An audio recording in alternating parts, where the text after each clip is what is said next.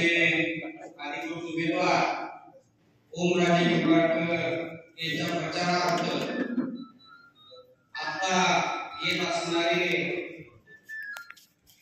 ज्ञानेश्वर तात्या पाटील साहेब, या कार्यक्रमाला उपस्थित असणारे प्रतापसिंह भैया, रणजितदादा पाटील साहेब, देवराजदादा पाटील साहेब, हनुमंतरावजी वाघमोडे, आमचे गुरु रणजितदादा मोठे, या ठिकाणी उपस्थित असणारे हनुमंतरावजी गोटे, दत्ता गायकवाड, दनू हांडे, या ठिकाणी उपस्थित असणारे कातोरे साहेब, काँग्रेसचे या ठिकाणी उपस्थित असणारे श्रीराज मुघल, शाहू महाराज, सर्वांचं नाव या ठिकाणी घेता येणार नाही।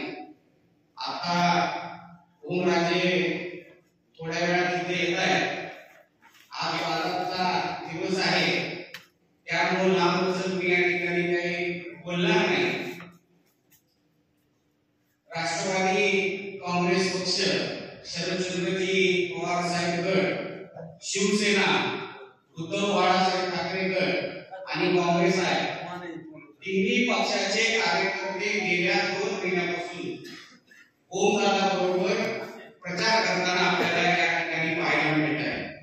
एक नैसर्गिक युती आपल्या मतदारसंघामध्ये या ठिकाणी निर्माण झालेली आहे। गावागावातले, तळागाळातले कार्यकर्ते एकत्र येऊन ह्या निवडणुकीमध्ये सहभाग नोंदवताना आपल्याला या ठिकाणी पाहायला मिळत आहे। महाविकास आघाडीची सगळ्यात जमेची बाजू म्हणजे आपल्याकडे पवार साहेबांसारखं खंबीर नेतृत्व आहे, जे 84 वर्षाचं असताना सुद्धा आपल्या तरुणांना लाभेल अशा पद्धतीनं अख्ख्या महाराष्ट्रावर ते फिरत आहे। उद्धव ठाकरे साहेब आजारी असताना सुद्धा आपल्या महाराष्ट्रात पेंडून काढत आहे आणि राहुलजी गांधी हे सुद्धा संपूर्ण भारत देशामध्ये पदयात्रा काढून भारत जोडो यात्रेच्या माध्यमातून त्यांनी लोकांशी संपर्क केलेला आहे। या तिन्ही नेत्यांबद्दल आज महाराष्ट्रामध्ये देशामध्ये एक पॉझिटिव्ह वातावरण निर्माण झालेलं आहे आणि यावेळेस महाराष्ट्रामध्ये महाविकास आघाडीच्या जास्तीच्या जागा आणि देशामध्ये इंडियाच्या आपल्या सर्वांच्या जागा येऊन काँग्रेस आणि इतर पक्षाचं सरकार आल्याशिवाय राहणार नाही। हे विदर्भातल्या काही निवडणुका झालेल्या आहेत, काही मराठवाड्याच्या 1-2 जागेच्या निवडणूक झालेल्या आहेत। तिथली माहिती घेतल्यानंतर असं लक्षात येते की लोकांनीच आता ही निवडणूक लोकसेवेची हातामध्ये घेतलेली आहे। आपल्या मतदारसंघामध्ये आमदारकीच्या काळामध्ये विरोधी पक्षाच्या लोकांनी असं वातावरण तयार केलं की येणाऱ्या 5 वर्षामध्ये असा विकास आम्ही करणार आहे की आमच्यासारखा विकास कुणीच केला नसणार, असं एक वातावरण त्यांनी तयार केलं। हिंगणगावला आपल्या जवळच वार्षिक उपसा सिंचनची एक योजना आहे, तिथल्या नेते मंडळींनी ती मंजूर केली, काम पूर्ण करून घेतलं, परंतु शेवटच्या टप्प्यामध्ये शेवटच्या एका कोपऱ्यामध्ये कोकळे लावून ते पाणी हिंगणगावला आम्ही आणलं आणि दुसरी धरणातलं पाणी आपल्या मतदारसंघामध्ये आणलं। अशा पद्धतीचं या ठिकाणी विरोधी पक्षाच्या लोकांनी वातावरण निर्माण केलं।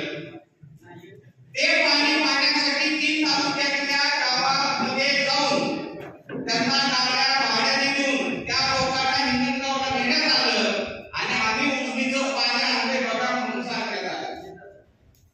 इलेक्शन पुरतं पाणी त्यांनी आणलेलं होतं।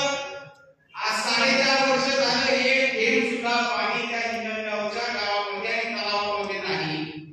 परवाच आम्ही सर्व मंडळी हिंगणगावला गेलो होतो, त्या गावकऱ्यांना विचारलं की उजनीचं पाणी कुठे आहे? त्यांनी सांगितलं इलेक्शन झाल्या पाणी गायब झालं म्हणे। असं फसवणूक करणारी ही मंडळी आहे। आता लोकसभेचं इलेक्शन आलं त्यावेळेस त्यांनी काय केलं, आता नवीन शंकर लावली। आता हिंगणगावच्या ऐवजी आपल्या सोलापूर बॉर्डर गिरगावाला आपल्या मतदारसंघातली गाडी भरून लोक गेली, म्हणाले उदयपूर्तीचा कार्यक्रम घेतोय। आपल्या मतदारसंघात उजनी धरणातलं पाणी आलेलं आहे, त्याचा उदयपूर्तीचा काळ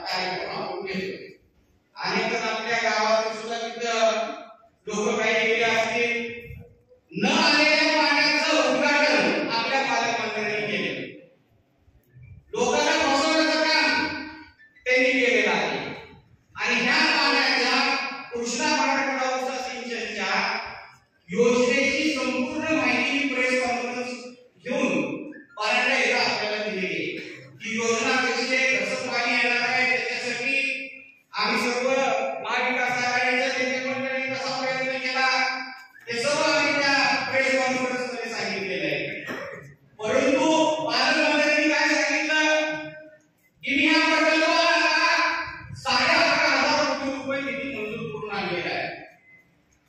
मी त्या प्रेस कॉन्फरन्स मध्ये देखील सांगितलं होतं की आपली ही योजना आहे, ही मूळ योजना 2,500 कोटीची आहे. पहिली प्रशासकीय मान्यता 4,500 कोटीची झालेली आहे आणि असं असताना त्यातलं 3,000 कोटीच्या आसपास काम झालेलं आहे अख्ख्या प्रकल्पाचं. आपल्या मतदारसंघाचा जर आपण विचार केला तर 13,500 कोटी रुपयाचे काम मतदारसंघामध्ये झालेले आहे. ह्याच्यामध्ये दुसरी धरणातून सीनापुरामध्ये येणारा बोगदा, सीनापुरे गावातून साततकडे जाणारा कॅनॉल पंप रायझिंग वेल, त्याच्यानंतर आपल्या मतदारसंघातील जेवढे तलाव आहे त्याच्यामध्ये वाघीचा तलाव आला, येणेगावचा तलाव आला, पांढरेवाडीचा तलाव आला, तापेवाडीचा आला, जिथं जिथं ही तलाव आहे ही तलाव आपण ह्या मतदारसंघामध्ये केलेली आहे. सोनपेठचा तलाव आपण केला, वाशी तालुक्यामध्ये येसूरचा केला, यशवंतीचा केला, उदाळवाडीचा केला, गडकवाडीचा केला. ही सर्व कामं 1,300 कोटीच्या आसपास, 1350 कोटीच्या आसपास कामं झालेली होती आणि आपल्या काळात त्याच्यापैकी 1100 कोटीची कामं झाली होती. 2,200 कोटी रुपयाचं काम यांच्या कालावधीमध्ये झाले. 2019 ला हे पाणी आपल्या उंबरठ्यावरून थांबलं होतं, बोगदा तयार होता. 1 वर्ष ते पाणी आपल्या मतदारसंघामध्ये येणं अपेक्षित होतं, परंतु 4.5 वर्ष झालं तरी हे पाणी आपल्या मतदारसंघामध्ये आलेलं नाही आणि त्याची पूर्ण जबाबदारी आपल्या पालकमंत्र्यांची आहे. निष्क्रिय पालकमंत्री असल्यामुळे हे पाणी आपल्या मतदारसंघामध्ये आलेलं नाही हे आपण या ठिकाणी माध्यमातून लोकांना सांगणं गरजेचं आहे. आपण हा सर्वात पाण्याचा महत्त्वाचा प्रश्न सोडवण्याचा मागच्या काळामध्ये प्रयत्न केलाय, भविष्यामध्ये आपण देखील हा प्रयत्न करणार आहोत. आपल्या मतदारसंघातल्या ज्या सामान्य लोकांचे प्रश्न असतात, आम्ही असो, तात्या असो,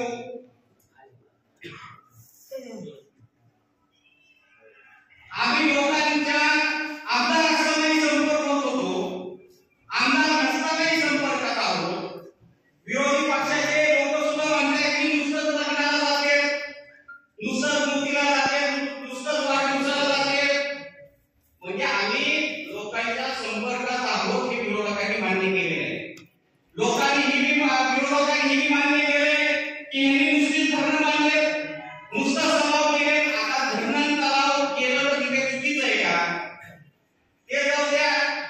आपल्या लोकांना आपण पाहिजे त्यावेळेस उपलब्ध होत होतो, परंतु हे पालकमंत्री गेल्या 4.5 वर्षापासून आपल्या मतदारसंघामध्ये आहेत का? त्यांना विचारल्यावर ते म्हणतात मी कशाला मतदारसंघात पाहिजे आणि मतदारसंघामध्ये तिकडून माझ्या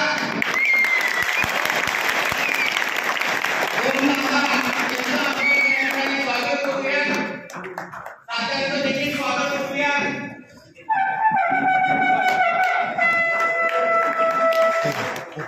दोन ते तीन मुद्दे मी या ठिकाणी घेणार आहे. माझं भाषण संपूर्ण आहे. तात्या देखील आलेले, त्यांचं स्वागत या ठिकाणी आपण सर्वांनी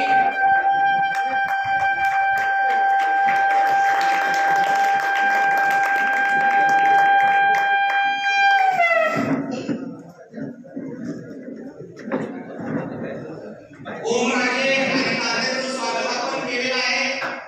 2 ते 3 मुद्दे मी मांडणार आहे. माझं भाषण संपूर्ण आहे.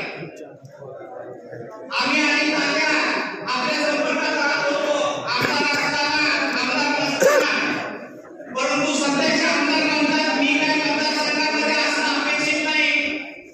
मतदारसंघामध्ये फिरल्यानंतर माझ्याकडे बघून माझ्याकडे उभा घ्यायचा आहे ते म्हणाले. आता तुम्हाला हे बोलल्यावर खोटं वाटत असेल, परंतु प्रत्यक्षात भाषणामध्ये ते जे बोलले ते किती तुम्हाला या ठिकाणी ऐकल्यावर तुम्हाला लक्षात येईल. बाबू कुछ दे